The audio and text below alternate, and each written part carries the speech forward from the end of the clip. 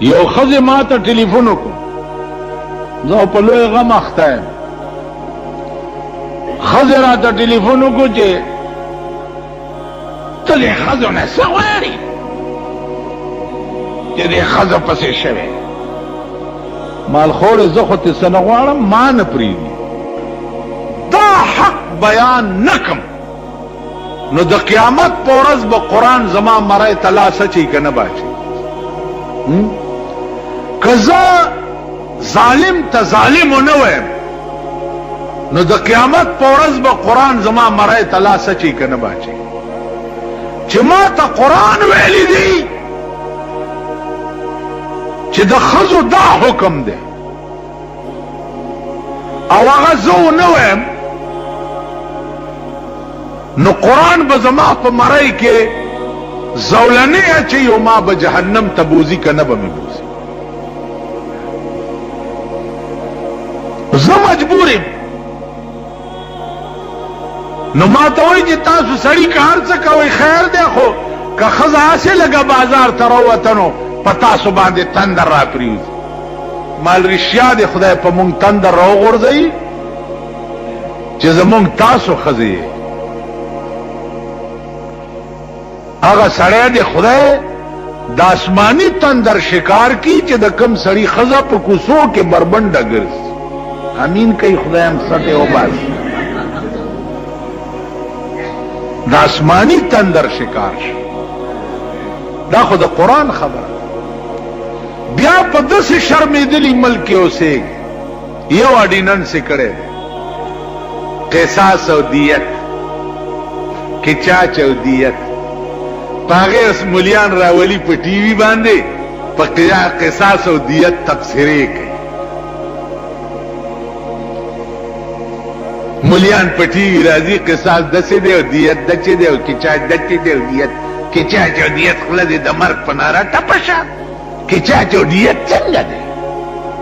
خوله کې دې دانه وخېږه، دې کې د وینا څه ضرورت دی؟ کلیر کټ آرډر دی، د قرآن حکم دی. په دې کې د مولا د تبصرې ضرورت څه دی؟ او بیا هغه تالی سټ او درباریان مولیان پې راولي چې کوم د خان د خولې نوکران دي. که دې ټي وي والاو کې دا ایمان نو ما دې پې راولي په دې ټي وي که نه ځه ما دې راولي پې باندې چې قصاص او دیت باندې زه ورته تبصره وکړم. دوی خو دې نږدې ما ته راشي، نږدې نه راشي. یو ځل را پسې راغلي ویل مولانا صاحب یو تقریر مال زه چې څه وایم ما به وایم، دې له مې پرېږدئ. وایي دا نه که نه مونږ به لیکلي درکړو. مال ښه د خر لیکلي به زه پړاوم په ټي وي کې، ته به لیکلي راکړې. زه چې څه وایم ما به وایم.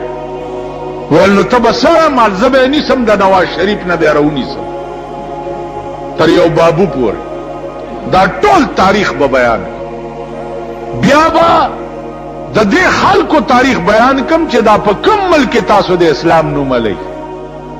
تاسو په دې ملک کې چې امریکې نه ویلي اسلام راوستی شي. لغوندې امداد یې در باندې بند کړی دی، لغوندې امداد امریکې بند کړی دی. نو دفترو کې ریډکشن یې شروع کړی، سړي وباسئ لګیا یې د نوکرونه